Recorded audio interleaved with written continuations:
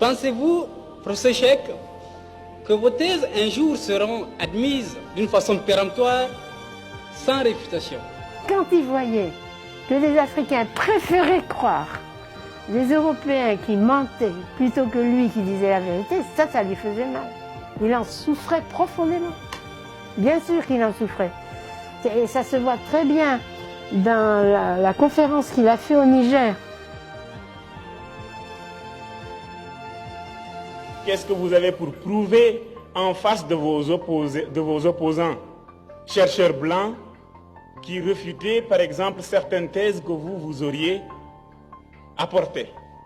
Là, on sent à quel point ça le touche profondément que les Africains préfèrent croire à l'objectivité des Européens plutôt qu'à la sienne. Ça, c'est incroyable. Je crois que le mal que l'occupant nous a fait n'est pas encore guéri. Voilà le fond du problème. L'aliénation culturelle finit par être partie intégrante de notre substance, de notre âme. Et quand on croit s'en être débarrassé, on ne l'a pas encore fait complètement. Souvent, le colonisé ressemble un peu, ou l'ex-colonisé même, ressemble un peu à cet esclave du 19e siècle, qui libéré va jusqu'au pas de la porte, et puis revient à la maison parce qu'il ne sait plus où aller. Il ne sait plus où aller. Depuis le temps qu'il a perdu la liberté. Depuis le temps qu'il a acquis des réflexes de subordination. Depuis le temps qu'il a pensé, comme appris à penser à travers son maître. C'est un peu ce qui est arrivé aussi à l'intelligentsia africaine, dans son ensemble. Parce que, en dehors de quelques questions, toutes les questions que vous m'avez posées reviennent à une seule. Quand est-ce que les Blancs vous reconnaîtront-ils? Parce que la vérité sonne blanche.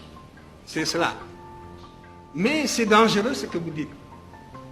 Parce que si réellement l'égalité intellectuelle est tangible, l'Afrique devrait, sur des thèmes controversés, être capable d'accéder à la vérité par sa propre investigation intellectuelle, se maintenir à cette vérité jusqu'à ce que l'humanité sache que l'Afrique ne sera plus frustrée, que les idéologues perdront leur temps, parce qu'ils ont rencontré des intelligences égales qui peuvent leur tenir tête sur le plan de la recherche de la vérité.